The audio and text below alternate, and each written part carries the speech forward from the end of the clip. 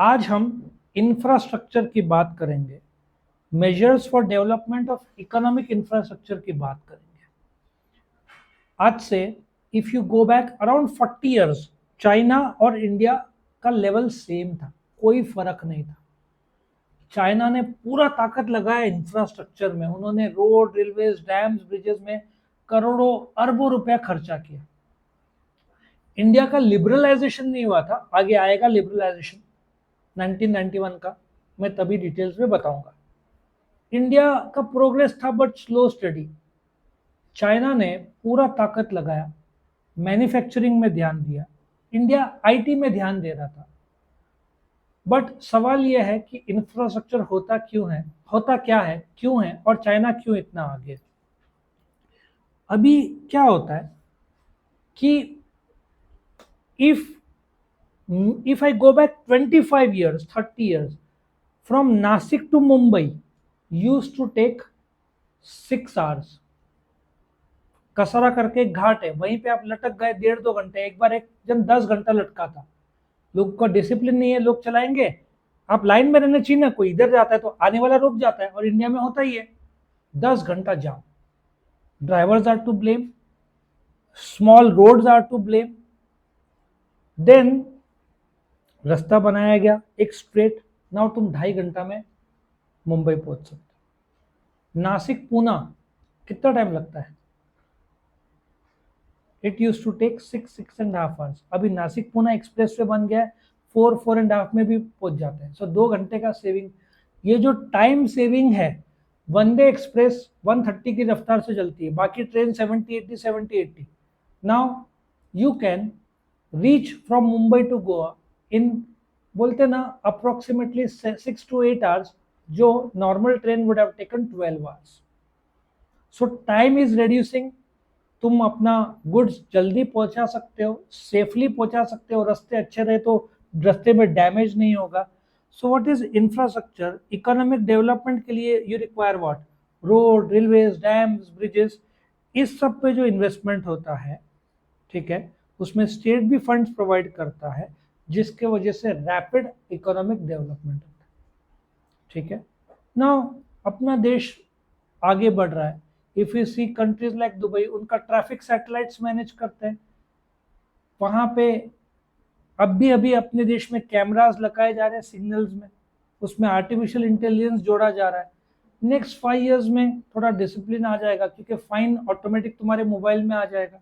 नहीं भरा तो प्रॉब्लम्स आएगा, गाड़ी बेचते समय, या लाइसेंस मिलेगा नहीं, लाइसेंस नहीं मिला तो पेरेंट्स पर केस होता है, ये भी प्रॉब्लम्स हो जाएगा। So times are becoming more tight and strict, और गवर्नमेंट बोलते हैं ना, आर्टिफिशियल इंटेलिजेंस का यूज कर रहा है। सो जब हम इंफ्रास्ट्रक्चर की बात करते हैं, एक इकोनॉमिक है जिसमें बोलते हैं ना, एनर्जी, ट्रांसपोर्ट, ठीक है, जहाँ पे आप गुड्स और और सर्विसेज का डिस्ट्रीब्यूट करते हो।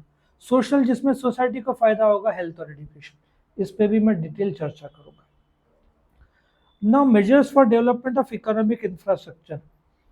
आप 5 से 6 साल पीछे चले जाओ, अपने देश में 6 लाख गांव है, 20,000 गांव में इलेक्ट्रिसिटी तब भी बाकी था 2018-19।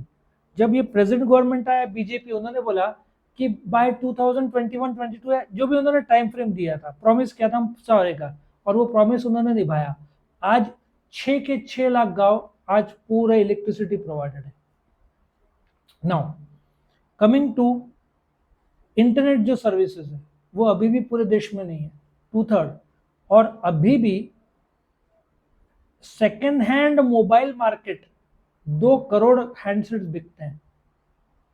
आप 15,000 में ओप्पो वीवो लेने के बजाय 15,000 का आईफोन 10 सेकेंड हैंड लेना ज्यादा प्रेफर करेंगे, क्योंकि लोगों मिरर में फोटो दिखा रहे ना अपने को, फोटो आईफोन का फोटो।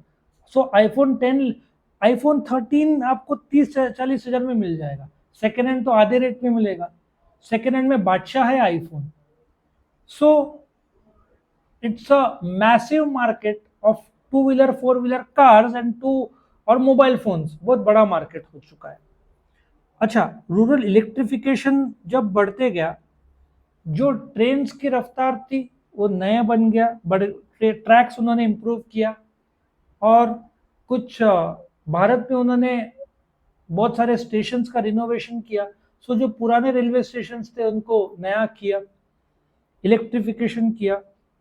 नेटवर्क, आपको विश्वास नहीं होगा, 6G जब लॉन्च होगा 2-4 साल में होगा, उसमें हर एक देश नया नया पेटेंटेड टेक्नोलॉजी ला रहा है ना। 190 प्लस कंट्रीज में इंडिया टॉप 5 में। अपन 6G में अभी से ही आर्टिफिशियल इंटेलिजेंस पेटेंट जोरदार तैयारी कर रहे हैं। सो अपना 6G का लॉन्च होगा ना, वो जापान और अमेरिका की टक्कर का होगा, शायद उनसे भी बेहतर। जापान ने तो 6G लॉन्च कर भी दिया है, वो तो 2050 में जी रहा है। मैंने वो दिन वीडियो देखा, ट्रेन में आप खाना खा रहे, एक आया प्लेट जो है ना टिफिन बॉक्स, ना अपन क्या बोलते हैं, ठंडा है, कोई दिक्कत नहीं है, आया एक छोटा सा धागा था, इधर लगाओ, 5 मिनट में धुआं निकल रहा गर्म। मैंने बोला ये क्या था, अपने को तो ठंडा ट्रेन में। पहली बात तो चाय, वो दिन वीडियो देखा, टॉयलेट वाला पानी उसमें भर रहा है और उससे चाय बना रहा है। और खाना, आप देखो ट्रेन के वीडियोस, जो लोग बनाते हैं खाना, वो केयर लेते ही नहीं है हाइजीन का। जो हाइजीन का केयर लेना चाहिए कि यार वो मेरा भाई हो सकता है, मेरी बहन हो सकती है, मेरा फैमिली हो सकता है, क्या मैं उनको खराब खाना क्यों खिलाऊं। बट ये सब सेंसिटिवनेस अभी तक इंडिया में नहीं है जितना जापान में है।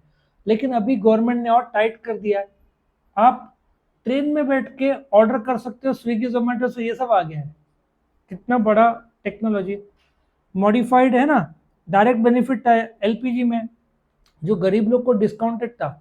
आप 1200 रुपए सिलेंडर का दो, आपको 200-300 लग के जो 1000 रुपये आना है वो ऑनलाइन आ जाएगा, मिसयूज रोकने के लिए। डीबीटी बहुत बड़ा जरिया था।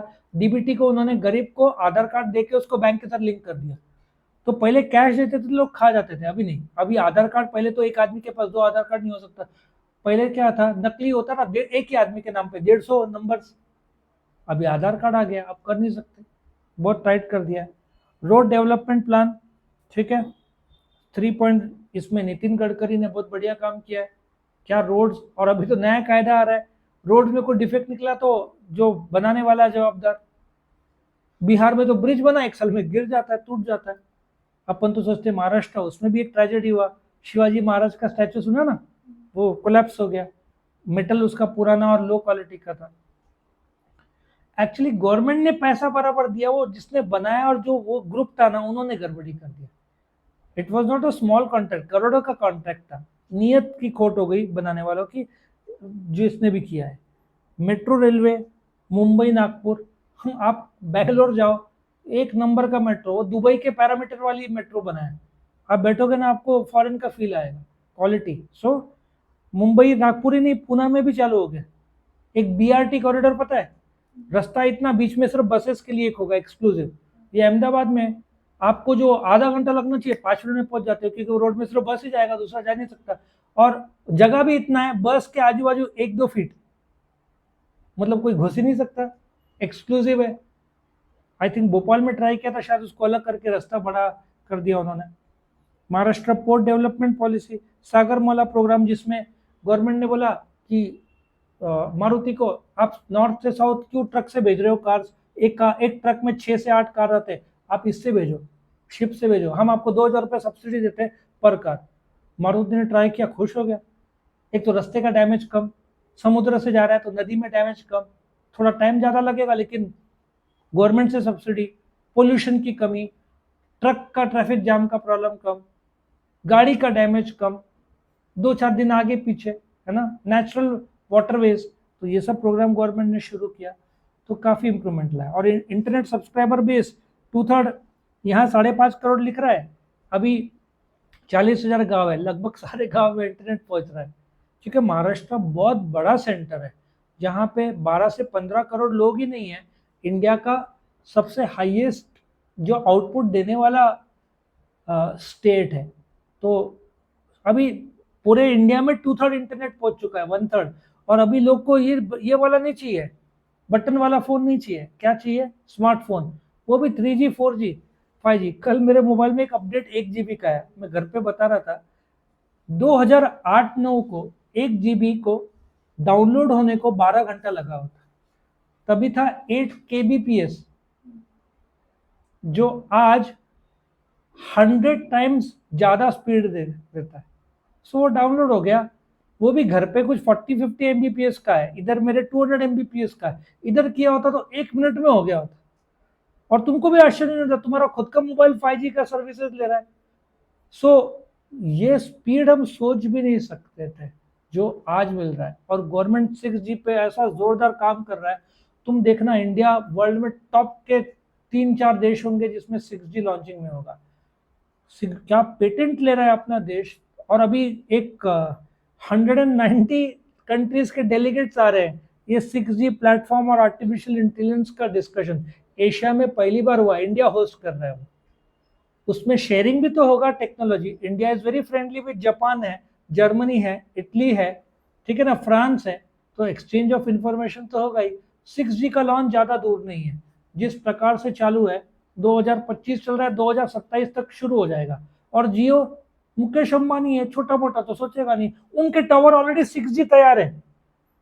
जब 4G है, अच्छा जब 5G लॉन्च हुआ तब बीएसएनएल ने बोला हम 4G लॉन्च करें दिसंबर, यहाँ 5G लॉन्च होकर आगे बढ़ चुका था, और 10 महीने बाद उन्होंने 5G लॉन्च किया बीएसएनएल ने। जब बीएसएनएल ने 4G लॉन्च किया तब इंडिया में 5G जियो, एयरटेल, वोडाफोन ने लॉन्च कर चुके थे, काफी महीने हो चुके थे, मतलब बीएसएनएल 2-4 साल पीछे चल रहा है। तो वो जब लॉन्च करेगा, गवर्नमेंट का सपोर्ट है तो 5G 6G वो अच्छा होगा, लेकिन उनके प्लान सस्ते हैं एज कम्पेयर टू जियो और ये, तो वापिस उनका डेवलपमेंट आ गया, क्योंकि प्लान्स का कॉस्ट देखो बढ़ते जा रहा है, प्लान्स का कॉस्ट सस्ता नहीं हो रहा है, तो लोग फिर उससे बीएसएनएल सस्ता है, रेंज का प्रॉब्लम आता है बीएसएनएल में, वरना इट्स अ गुड कंपनी, ठीक है। सो ये इंटरनेट का इंफ्रास्ट्रक्चर का डिस्कशन, इकोनॉमिक और सोशल, यहाँ पे ये खत्म होता है।